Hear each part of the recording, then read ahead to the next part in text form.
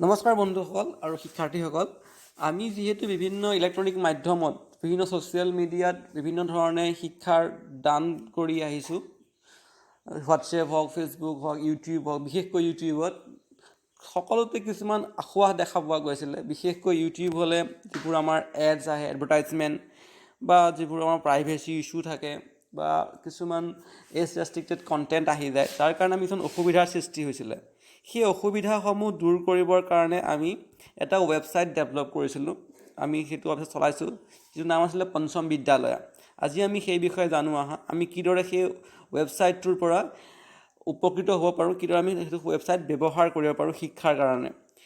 এই ৱেবছাইটটোৰ কাৰণে আমাৰ সমূহ কলিয়াবৰ প্ৰাথমিক শিক্ষক সন্মিলনী আৰু সমূহ কলিয়াবৰ টেট পাছ সমাজ শিক্ষকৰ ওচৰত আমি সঁচাকৈ কৃতজ্ঞ। তেওঁলোকৰ সহায়ৰ দ্বাৰা আমি এইটো ৱেবছাইট গঢ়ি উঠাইছিলোঁ। তো আহা আজি আমি সেইটো বিষয়ে জানো। আমি মোবাইলৰ যিকোনো এটা ব্ৰাউজাৰ, বিশেষকৈ আমি এতিয়া ক্ৰম খুলিছোঁ, গুগল ক্ৰম বা যিকোনো এটা ব্ৰাউজাৰ, অপেৰা হওক, ফায়াৰফক্স হওক, তাতে আমি লিখিব লাগে পঞ্চম বিদ্যালয় .com। যদি আমি লিখি পেলাই এণ্টাৰ কৰোঁ, তেতিয়াহ'লে আমাৰ পেজটো খোল খাব। প্ৰথমতে এইটো হ'ল পঞ্চম বিদ্যালয়। ইয়াতে আমাৰ কি হয়, বিশেষকৈ আমি দুটাৰ বিশেষ বস্তুৰ ওপৰত আমি গুৰুত্ব আৰোপ কৰিছোঁ। এটা হ'ল ডিজিটেল লাইব্ৰেৰী আৰু ডিজিটেল ক্লাছ।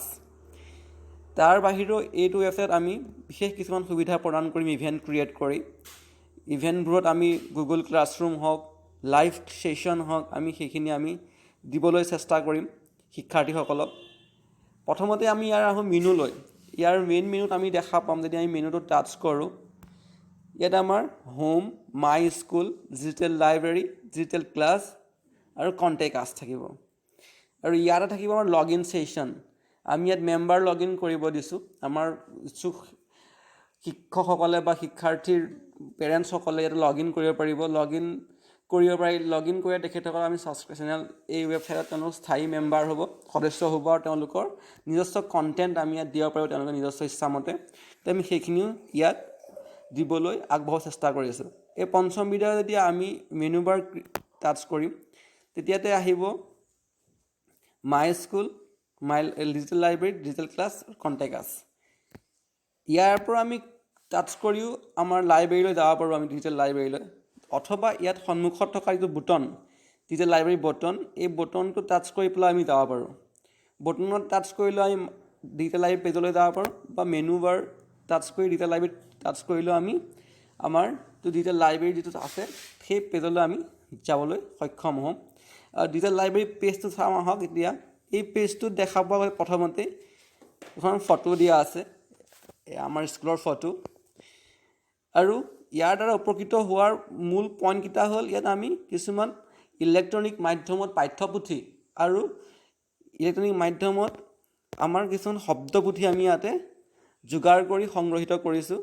সেইবোৰ হৈছে সাধুকথাৰ কুকি হিচাপে সাধুকথাৰ দুখন মহান গ্ৰন্থ, দুখন সাধু কিতাপ দুখন আমাৰ যশস্বী সাহিত্যিক লক্ষ্মীনাথ বেজবৰুৱাৰ দ্বাৰা ৰচিত বুঢ়ী আই সাধু, ককা দেউতা নাতি ল'ৰা, এই দুখন সাধুপুথি আমি ইয়াতে PDF আকাৰত ইলেক্ট্ৰনিক মাধ্যমত ইয়াতে আমি সংগ্ৰহিত কৰিছোঁ। আমি লাহে লাহে এই সংগ্ৰহালয়টো বৃদ্ধি কৰিম। ইয়াত বিভিন্ন ধৰণৰ PDF ফাইল আমি জড়িত কৰিম, ইয়াত দিম আমি। কিন্তু সদ্যহতে এই দুখন সাধুৰে আমি সাধুৰে পুথি ইয়াত সংগ্ৰহিত যুগুত কৰিছোঁ। তাৰপিছতে ডিজিটেল পাঠ্যপুথি। এই ডিজিটেল পাঠ্যপুথিৰ অন্তৰ্গত আমাৰ প্ৰাথমিক বিদ্যালয়ৰ সকলোকেইটা শ্ৰেণী, একদম প্ৰথমমান শ্ৰেণীৰ পৰা পঞ্চম শ্ৰেণীলৈকে আমি ইয়াতে পাঠ্যপুথি পাম।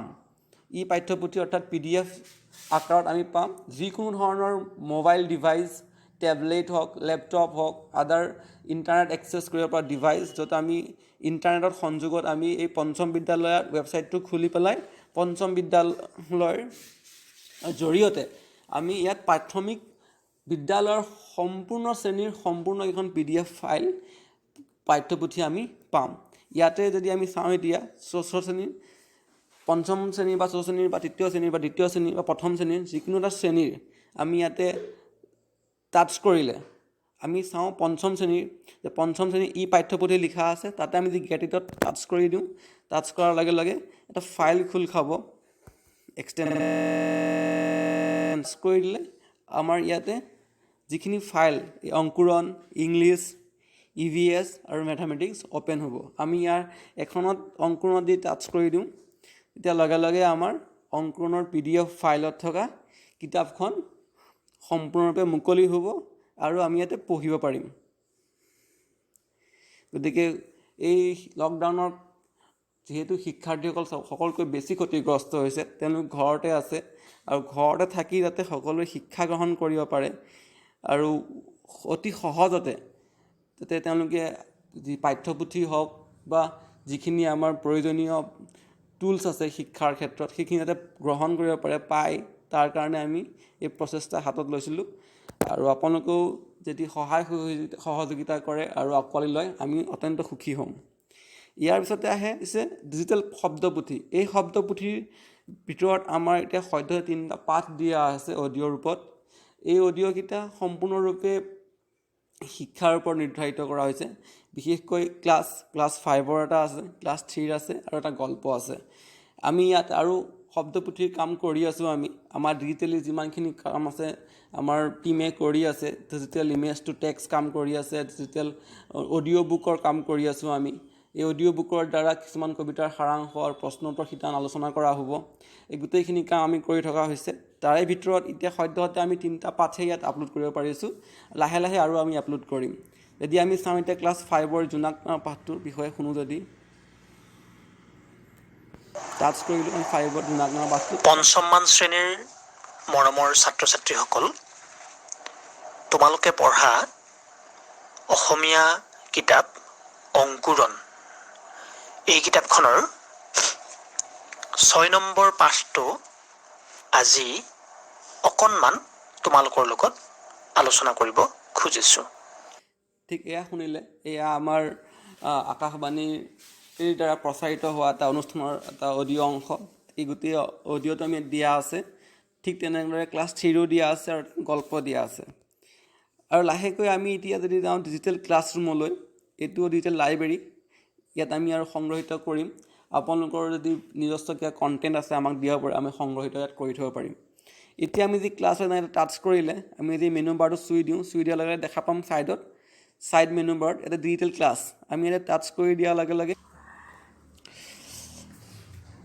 তো আমাৰ ডিজিটেল ক্লাছৰুম ইয়াতে পেজটো আমি পাম এই পেজত আমি ডিজিটেল ক্লাছৰ এটা এনভাইৰনমেণ্ট সৃষ্টি কৰাৰ চেষ্টা কৰিছোঁ বিশেষকৈ এই ক্লাছৰুমৰ দ্বাৰা ইয়াত আমি কিছুমান ব্লগ ছেকশ্যন ৰাখিছোঁ য'ত এটা পাঠৰ বিষয়ে তাত সম্পূৰ্ণ আলোচনা কৰা হ'ব লিখিত আকাৰত পাঠটোৰ সেই পাঠটোৰ ওপৰত আমাৰ যি সদস্য থাকিব এই ৱেবছাইটটোৰ মেম্বাৰ লগ ইন কৰিব তেওঁলোক পেৰেণ্টছ হওক টিচাৰ হওক বা আদাৰ টিউটৰিয়েল হোমৰ মানুহ হওক তেওঁলোকে আহি পেলাই কমেণ্ট কৰিব পাৰিব তথা কুৱেশ্যন এনচাৰ যিটো ছিজনৰ নিচিনা এটা ষ্টাৰ্ট কৰিব পাৰিব তেওঁলোকে ছেশ্যন আৰু এই ব্লগিংটো নিজস্ব মেম্বাৰসকলেও ইয়াৰ দ্বাৰা এই ৱেবছাইটৰ দ্বাৰা তেওঁলোকে ব্লগ লিখিব পাৰিব ইয়াত তেওঁলোকে ব্লগ আপলোড কৰিব পাৰিব এটা পাঠ্যপুথিৰ এটা পাঠ লৈ পেলাই সেই পাঠটোৰ আলোচনা আমি অডিঅ' লিখিত ৰূপত সেই পাঠটোৰ মূল ভাৱ হওক পাঠটোৰ কুৱেশ্যন এনচাৰ হওক সকলোখিনি আমি ইয়াতে দিব চেষ্টা কৰিছোঁ ব্লগ আকাৰত তাৰ উপৰিও কি হ'ব আমি কিছুমান ভিডিঅ' দিছোঁ যিবোৰ ভিডিঅ' আমাৰ দ্বাৰা ভিডিঅ'খিনি আমাৰ দ্বাৰা বনোৱা হৈছে বিশেষকৈ আমাৰ আৰু আপোনালোকৰ সহায় যদি আপোনালোকে দিয়ে আমি আপোনালোকৰ ভিডিঅ' শিক্ষাৰ উপযোগী ভিডিঅ' আমি ইয়াত আপলোড কৰিম আৰু যিহেতু ইয়াতে ভিডিঅ' অন স্ক্ৰীণ প্লে' হ'ব গতিকে কোনো ধৰণৰ এডৰ কথা নাহে এডভাৰটাইজমেণ্ট কথা নাহে আৰু যিহেতু এইটো ৱেবছাইট সম্পূৰ্ণ চেঞ্চৰ কৰা হ'ব আমাৰ দ্বাৰা এটা প্ৰশিক্ষিত শিক্ষকৰ গোটৰ দ্বাৰা গতিকে ইয়াত কেতিয়াও শিক্ষাৰ বাহিৰে বেলেগ কণ্টেণ্ট ইয়াত কেতিয়াও সন্নিৱিষ্ট কৰা নহ'ব আৰু যিহেতু এইটো সম্পূৰ্ণৰূপে শিক্ষাৰ আৰু প্ৰাথমিক পৰ্যায়ৰ আৰু উচ্চ প্ৰাথমিক পৰ্যায়ৰ শিক্ষাৰ্থীসকলৰ কাৰণে বনোৱা হৈছে তেওঁলোকক সহায় কৰাৰ কাৰণে গতিকে ইয়াত কোনো ধৰণৰ প্ৰাইভেচি ইছ্যু নাহিব গতিকে ইয়াতে ভিডিঅ'বোৰ আমি চালে ভিডিঅ'বোৰ আমাৰ অন স্ক্ৰীনে প্লে' হ'ব ভিডিঅ'কেইটা যদি আমি চাওঁ জাষ্ট চুই দিলেই হ'ল চুই দিয়াৰ লগে লগে ভিডিঅ'টো আমাৰ অন স্ক্ৰীণ প্লে' হ'ব যাৰ কাৰণে ল'ৰাটো বেলেগ কোনোবা এপলে আৰু মোবাইলত বেলেগ বেলেগ কোনো এপছৰ সৃষ্টি নহয়